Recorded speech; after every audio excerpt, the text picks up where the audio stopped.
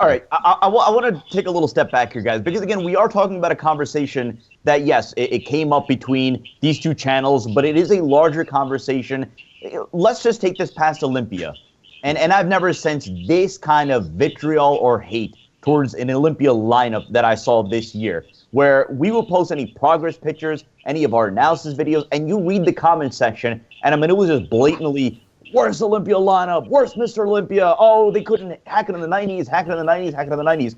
So that sentiment is still very alive and well. Fouad, I want to go back to you because, again, what Dave mentioned earlier, I feel as if it is a common sentiment amongst that era and fans of that era that today's bodybuilders, for whatever reason, don't want to suffer, quote, suffer. Now, if we would separate the amateurs and just keep it a pros only, how do you assess the ability or willingness to suffer as compared to the 90s era?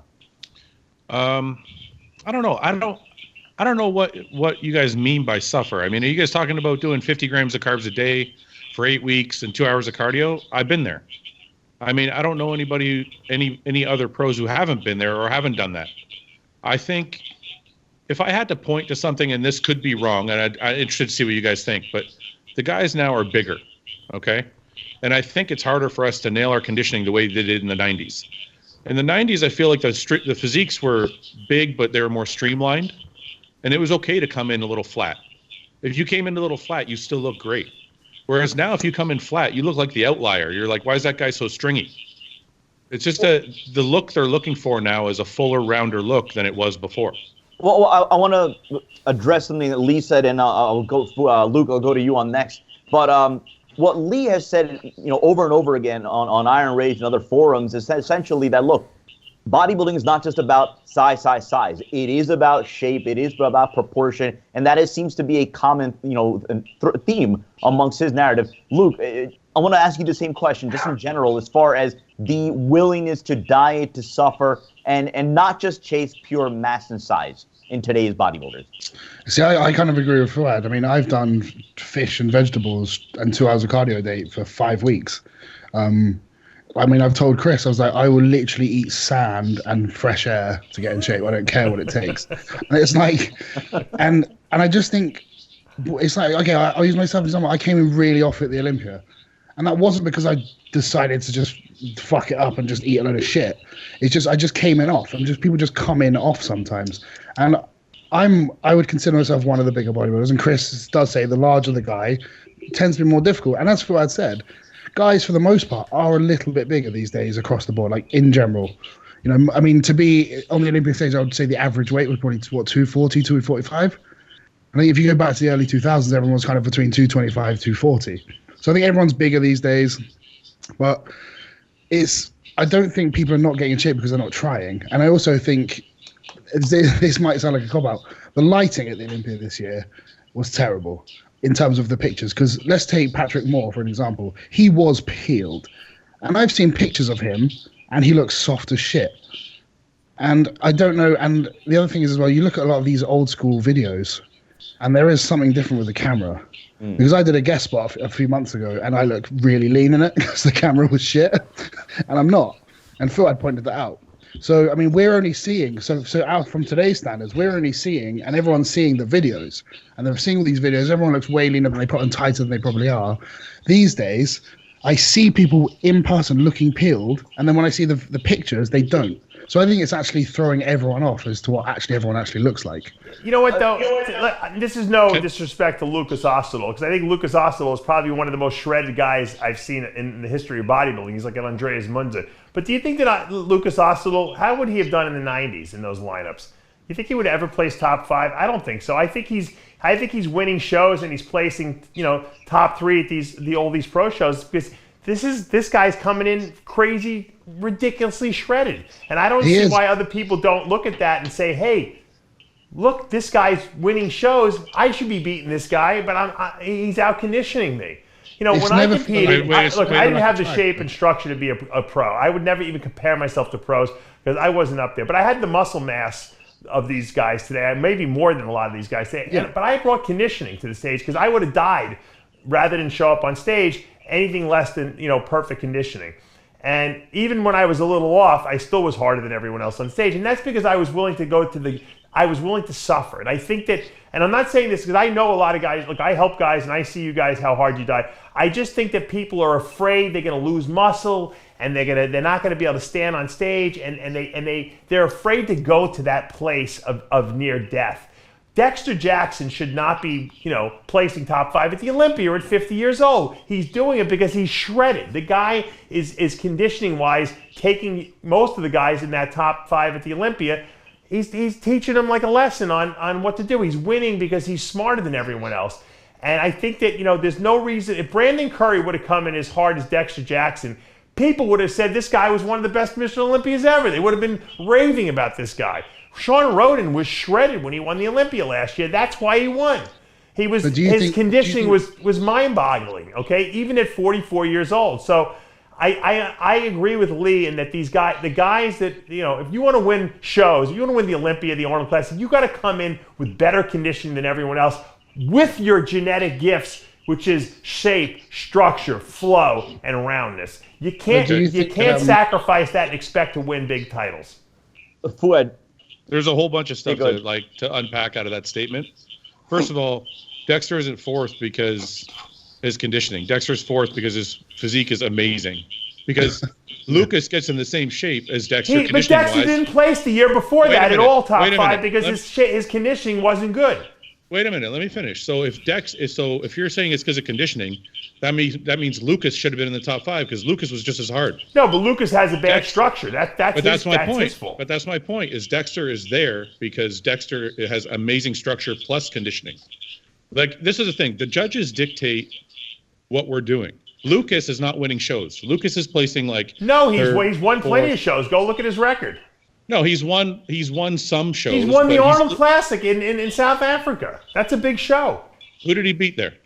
I don't care who I don't even remember who he beat. The point I'm trying to make is this: when a bigger guy comes along, his conditioning doesn't matter anymore.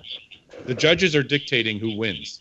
If the judges say to all of us, "Hey, the bigger guy is going to beat the more conditioned guy," guess what? We're all going to be scared to get stringy. It's like, I want to go to the end of the earth to get shredded, but if the judge says to me, well, you at 240 look too stringy, I'm going to pick the guy at 250 because he's bubbly and round. Then next time I come in, I'm going to come in at 250. That's where I agree with Fouad, because when we were competing in the 90s, they did bring out a mandate for a while where it said anyone that came in with a bloated stomach would be marked down. So a lot of the bigger guys, myself included, I didn't get too bloated, thought, shit, let's keep our stomachs in check. So a lot of the bigger guys did sacrifice a bit of muscle. They brought their stomach down. Then what happened contest day? The guy with the big stomach won. Everyone's like, well, you just told us we weren't going to win. And the same thing happened with the women's. They told women when I was married to Kathy, you must lose 20% of muscle. Kathy and a lot of these other women did lose the 20%, and come contest day, they awarded first place to the big muscular women. So, as Fouad said, the judges do dictate, and if the judges are going to go for these bigger guys, someone's going to say, well, I'm not going to sacrifice muscle. I'm not going to kill myself to get shredded if this guy who's a little bit off can beat me, so I'm going to come in like that. Well, no, it's not because I don't want to suffer. It's because I'll suffer, but it's not. Yeah, what's the point? What's the point, though? It's not helping me win. Yeah, it's not helping. Right, but you don't think if Ruli Winkler suffered and was shredded at the Olympia, he would have won the Olympia easily. Yeah, well, he lost that title. I don't care if he had an injury or not. That's no excuse why he wasn't shredded. He was not. Do you think that Ruli deliberately showed up to the Olympia not as shredded as he could be? I think I've heard it for 1 second. He's thinking, "Oh fuck it, I'll just have a cheeseburger. It doesn't matter." Well, I think he was taking bad advice, Luke. He had bad advice. Potentially, but then again, Ruli, for the last few years, has never really nailed it, has he? He looked pretty good last year. If he would have looked like he did last year, he would have won the Olympics. He's still being rewarded. He keeps being rewarded for. I mean, he shouldn't have been in the top 6. I agree. That's what I think. If he keeps being rewarded, if he keeps being rewarded, then why is he bothering? But then again, I don't think he's coming in looking like that on purpose. I think he's just. I don't know whether it's bad advice, but I can't for 1 second. I think if everyone has probably said to Ruli, if you're shredded, you'll win the Olympia. He hasn't gone, fuck that. Wait a minute. Well, then why isn't he in shape? What's the problem? I have a perfect example. Look at Kuklo. Kuklo's peeled. Rolly's not peeled. Rolly beats Kuklo. So the judges are sending a message that it's not as important as everybody else thinks it is. But Kuklo's in the top 5 for the first time in his career. That's a reward on his part. No, but I'm saying, like, shouldn't Kuklo have beaten Rolly based on but you know what? conditioning? Next year he will, because they're not going to give Rolly another gift. That's his last gift, I guarantee Well, it. I used to always think that judging is off, because normally when you have a standard of judging, where, like, say when Dorian won and Nasser was second, you got this big freaky guy winning. You got a freaky guy, Nasser, in second place, and then third place could have been someone like a symmetrical Sean Ray. Fourth place, you go back to this big mass monster. So the judging was always like this, and nobody knows what they were looking for. It's like, are you going for the symmetrical look, or are you going for the bigger, huge look? Which look do you want? Which one are you going to reward? So half the time when it came to the women bodybuilding, the men's bodybuilding, you never really know what the judges were looking for. You're trying to bring what they're asking for, to when you bring it, they're like, nah, not this year. That's not the look we're looking for. You're like, well, okay. Can I say something now? I mean, the top 4 of the Olympia this year, I was stood there watching. They were not the 4 biggest guys on stage, far from it. In fact, I was stood next to Cedric. He was like, this looks like a damn 212. And he was stood next to me, because all the guys, the top 4 were not the biggest guys up there at all. I mean, he does. I mean, Leah's right. I mean, it is confusing with the judging, but I think this year, the top 4 were actually, they had the best structures, and they were in the best condition, because no one in that top 4 weren't in shape. Well, okay. Peeled. Like Brandon, I mean, I don't know why people are giving Brandon so much shit for not being in shape. I was stood right there. He was fucking diced. He was. He just doesn't have the deep separation guys like Hardy and Bonac have. I think part of the reason also people are so hard on this Olympia is because they know there's so many people that sat out. People are still waiting for Kai. People are still waiting for Kai to come back. There's still Phil. There's Rami.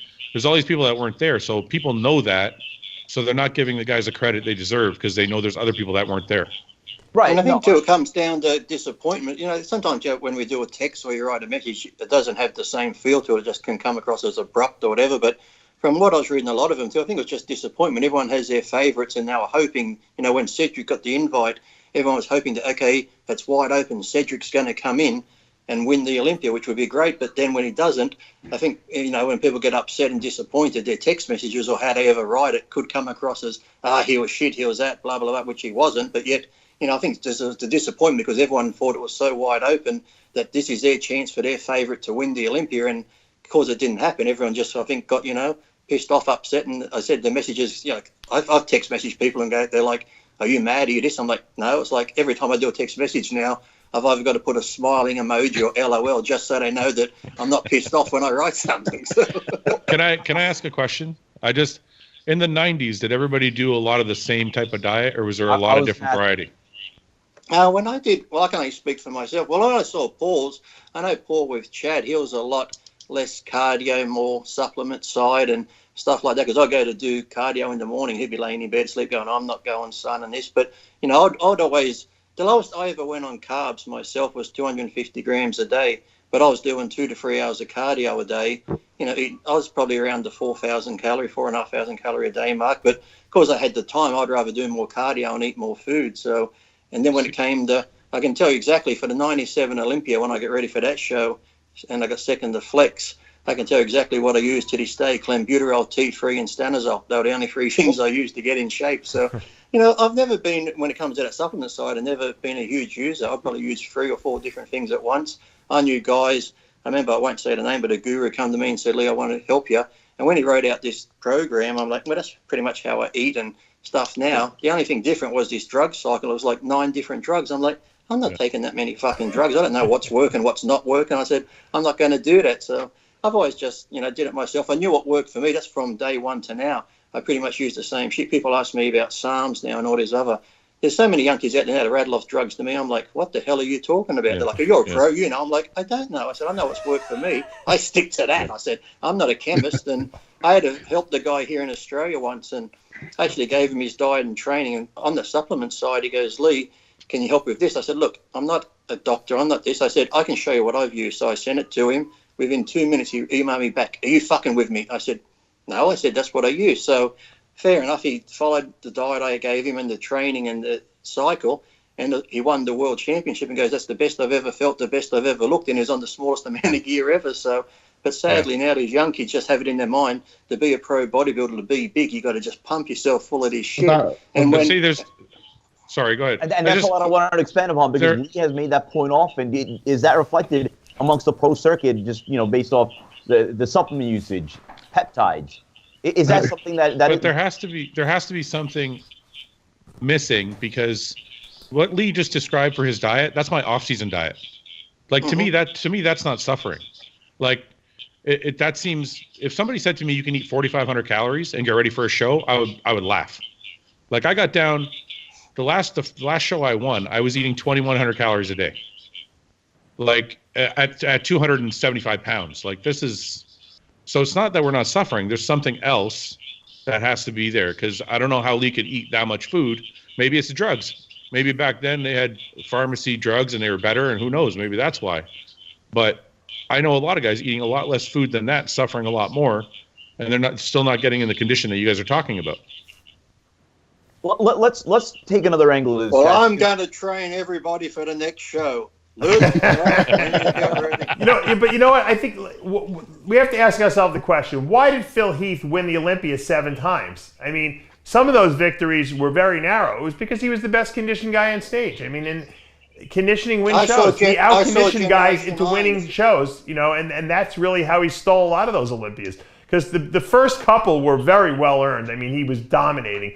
I thought a lot of those were very close victories, and it was only because he was so crazy hard that he won those titles. And I think that should send a clear message to guys that you got to come in at your absolute best. I don't agree with that. I don't agree with that statement. I don't. I saw Phil on Generation 9. It's because he was running around the mountains in Colorado. I saw him run up that mountain, almost need an oxygen tank. I don't know what was happening there. Listen, I think I stood on stage, mind you, in the last call-out at 2008 Olympia. And when I looked at Phil in that lineup, Phil was the only person that had that structure. Like, I looked at everybody and I was like, well, if I get big enough, I could probably beat him. Phil was the only guy I looked at, and I was like, I can never have that structure. So I don't think Phil's winning just because of conditioning. I think that structure is a gift. Like, it's incredible. Mm-hmm. His genetics are incredible. Yeah, but you know what, Fouad? He's not that wide. He's not that wide. And when he started showing vulnerability the last 3 or 4 years, he was winning shows because he would turn around and he was the most conditioned guy, and he just blew everyone away. But even it's like Fouad said. I know there's a few times when Chris or Flex at the 97 Ironman, actually, Sean Ray was backstage. He goes, Lee, you're in great shape. You could beat my boy. And then Flex walked over and goes, Lee, you're in great shape, but because of who I am, I'm going to beat you. And Flex is admitted a lot of the times he could come in 80%, and because of his structure and symmetry and shape, he would win a show. He'd tell me, he goes, I don't need to actually suffer and kill myself because of the way he looks on stage with the round muscles and stuff. Just his structure alone, coming in 80% on, he could beat a guy that was 100% on because of just his structure flowed so well. Yeah, I think what happened with Phil was he would be 100% on, but he also had better structure than everybody else. He had narrow clavicles, but his insertions and his muscle bellies were uncomparable. Like, you couldn't compare to those. Like, well, why do you think he beat Kai? Why do you think he beat Kai? There's a structure. No, because he was better conditioned than Kai. I don't think so. I saw them both in Barcelona, and they were equally as conditioned, but Phil just has a prettier shape. I think too, it's just those bodybuilders like the Flexes and Phils and that when you look at them, yes, Kai is good too, but some your eyes get drawn to because they almost have like a 3D look, like it just boom, it's just like 3D muscle from every angle, whereas someone could look 3D from the front, turn side on, they sort of look narrow and go 2D, whereas someone like Phil or the Dorians and that from every angle, it looks like 3D muscles. Phil looks like a Belgian blue cow. Like, his muscle, no one else has that look, apart from maybe Rulli. But again, Rulli doesn't get as shredded. But Phil just doesn't look like everyone else. So Fouad, let me go back to you, because again, next year, let's assume Phil comes back. Let's assume Big Ramy comes back. This year, it was noted that there was a lack of the, quote, mass monster, and that may have influenced the lineup, whereas years where Ramy was a presence, Phil was a presence, that they may have influenced the lineup one way or another. If that happens again next year, how do you see things shaping out as far as just the kind of package, the kind of look that competitors are going to want to bring to the stage? I think everyone's going to bring their best look, and the tricky part is this. We don't know if Phil's stomach is still going to be an issue next year. We don't know if Rami's going to get in shape the way he needs to be. We also don't know if Brandon has been getting better every single year. We don't know if he's still going to be even better. Fouad, let me clarify my question. I mean it more from the perspective of chasing size if the mass monsters are prevalent in the lineup. I'm not sure what the question is. No. In terms of chasing, again, we talk about... Are they gonna chase size? Yes. Yeah, because I think you're gonna have Big Rami up there, and people are gonna want to be able to beat him. So yeah, they're gonna be. I mean, Brandon's gonna have to come in bigger. He's not gonna be able to beat Rami at the same size he was this year. So I don't agree. I don't agree at all. You can't try and beat Big Rami at his own game. If you want to beat Rami, you've got to be something that he isn't, and that's fucking peeled. Yeah, but you can't. You're gonna have to get like Brandon's giving up too much size to Rami. If Rami's in shape. But Sean Roden, it was half Rami's size. But Rami wasn't. But Rami wasn't in shape. It wasn't in shape last year. If Rami's in shape in 2016, he beats Phil Heath. What was the year he took second? 17. Yeah, if he's in shape in 17, he beats Phil Heath. I agree with what Luke said. I knew I had to do it when I was up against the big guys. My thing was just conditioning, come in as, I'm not going to, like one of the pro wins when I won the San Francisco, I weighed 199. Chris got second, weighing 260. I knew I just had to come in shredded. And the 2005, when I won the Aussie Pro Show, I remember to this day at the Arnold Classic backstage, Chris saying, yeah, I'm going to Australia next week. I'm just going to take it easy, blah, blah, blah. So I got down there a week earlier and got even harder and beat him at that show. So I always knew that, going up against these guys, I'm not going to get them on size and weight. So conditioning was the main thing. Same thing when 2013 I made that comeback and went to NABBA.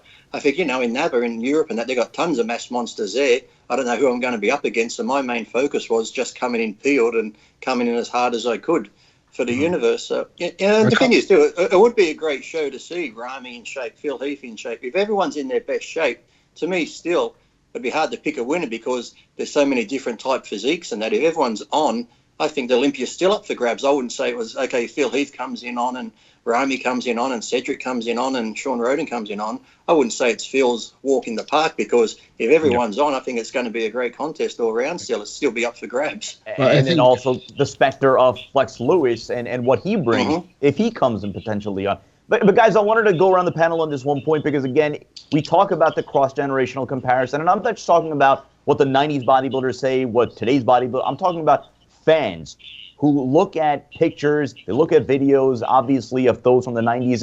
And guys, Fouad and Luke, this is the point brought up on your show, so I wanted you to have the first crack at this. One of your viewers mentioned the possibility about cameras, about how back in the day, obviously, the camera technology was not what we have today, where now Fouad, Abiad, and Luke Sandoe have 5 billion pictures all over the internet, high definition, every potential angle, whereas, again, the greats of the past, there aren't that many pictures from that many angles. It's just a reality. So generally, you're going to see their best. Is that an influencing factor? Fouad, I'll go to you first. An influencing factor in how the bodybuilding fans view that era versus today? Of course it is. I mean, it's like you're looking at old pictures, and most of them are from the Olympia when these guys are all at their best shape. So they're never seeing competitor X at the Niagara Falls Pro or at the Pittsburgh Pro or these little small shows where somebody might have been off.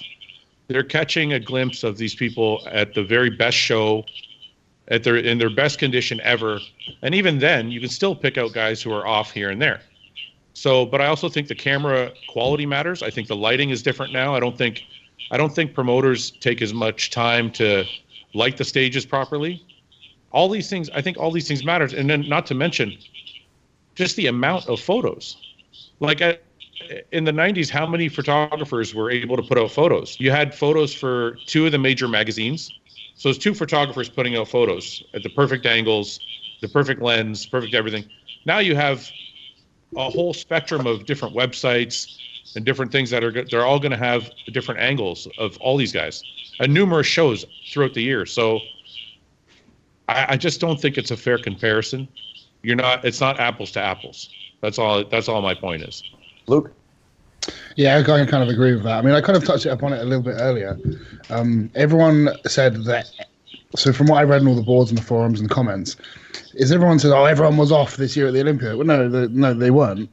But if I think what's more likely is that the pictures aren't very good, or every single professional bodybuilder is off. You have to kind of ask yourself that. But certainly, if you go back and look at like some old Olympias that have been filmed on like a shitty camera, everyone looks peeled despite not having a single line in their glutes. So people will look at our pictures, our modern day pictures versus the old pictures, now make a direct comparison, and just kind of say that everyone today is not in shape, and it's just not the case. I mean, some of the most insane conditioning I've ever seen in person has been at the shows this year. I just don't think it's fair. And that's why I asked Lee earlier if everyone was always as shredded as everyone made out to be, because I don't think they were.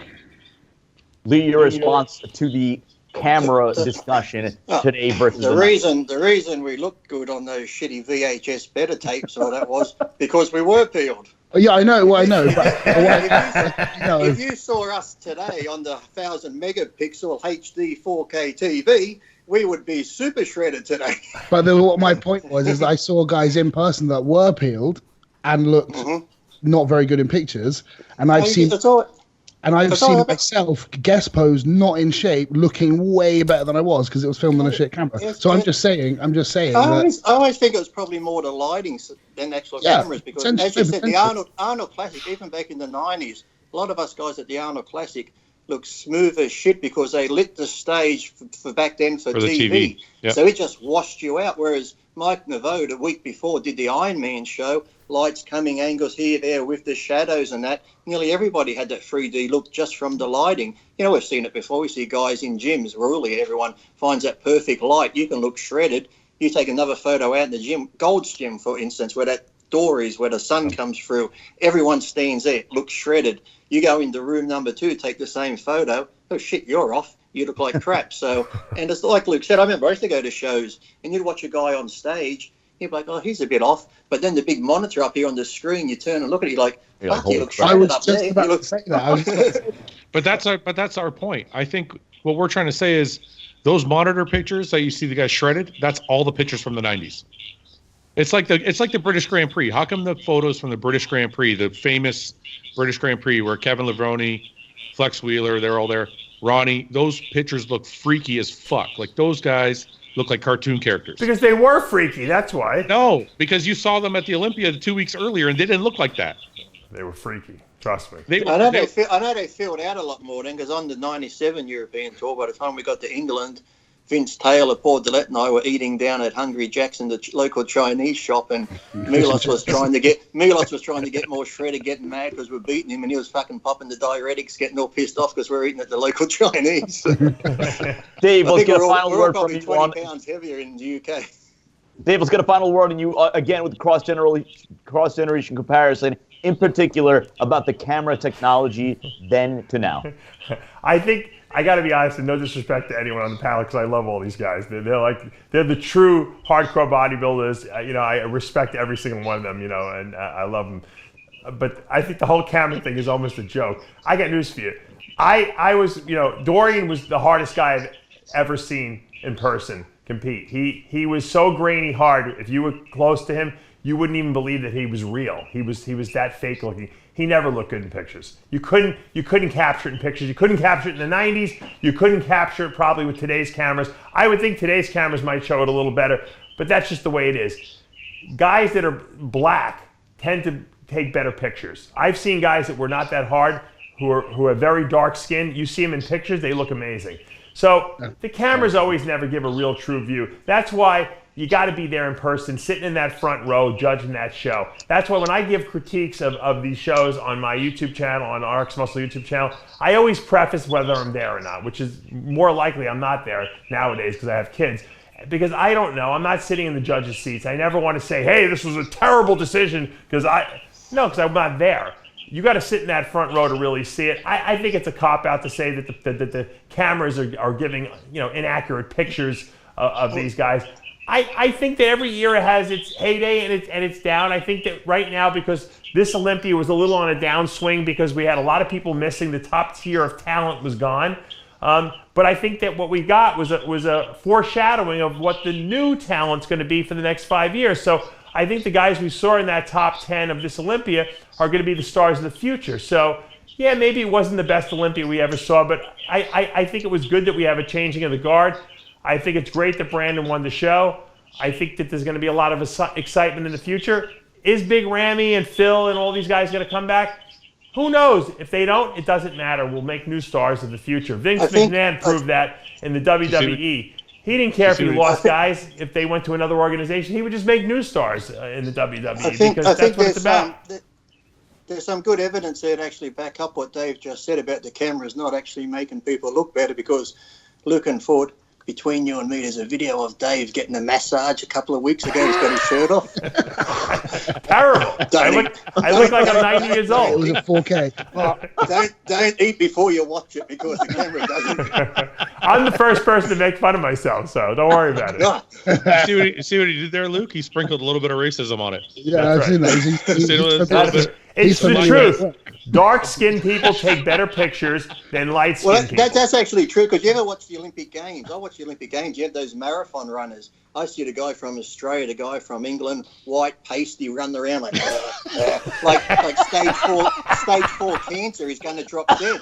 And he comes to Canyon, fucking smiling. He looks like he could just keep running another 100 Ks. But the white guy's like, so the skin color does make a bit of a difference. See, Luke, wherever me and Luke go, the fucking show goes off the rails. That's right. It's all your fault. We're blaming you for this one. Yeah. Well, I mean, but going back to the camera thing, I don't think Fouad and I are saying that the cameras have said that it makes everyone look better. I'm just saying the pictures are so good from back in the day that it's kind of skewing what people think of today. And you say, Dave, that the pictures don't make a difference. I saw the guys 2 or 3 feet in front of me in looking peeled, and then pictures I saw an hour after the show. I see them online. I'm like, they look way worse. You know what's also terrible though, Luke? You know what? Back in the 90s and even the early 2000s, they commissioned photo shoots after these shows with top tier photographers: Per Banal, Chris Lund, Mike Neveu, and you know what? You had such great pictures of these guys to burn into your brain. Nowadays, there's no magazines. No one commissions photo shoots. But do you think too, with all the way they can edit now too, that sometimes there could be little ulterior motives where they might not want to make someone look good? If some website or something's putting up a picture, they can touch it up. I remember when they Flex Muscle and Fitness, or Flex, had Flex Wheeler going on the cover. I was there and Peter McGough was there, and I was watching, and they were bringing Flex waist in even more. I'm thinking, do you really need to do that to Flex? He's got a tiny waist as it is, but yet they'll leave someone like Nasser or Dorian and give them the worst shot with the side hanging out, the stomach sticking out. They don't taper that in. So sometimes there could be different ulterior motives where they will touch somebody up to make them look great in the photo, and somebody else will be like, just leave it like that, turn the contrast down. So what you're saying is you're not as short as everyone thinks that you are. They haven't just squashed you out. Everyone says 5'4". I went to the doctor. He said 5'5.5". And you know us, man. Every half an inch counts. Even though. On that note, that's going to do for this episode of Iron Debate. Special thanks to our panel: Luke Sandoe, Fouad Abiad, Lee Priest, Dave Palumbo, and of course our producer Tyler Shore. Till our next Battle Royale, I'm Sadiq Faruqi. We'll see you next time.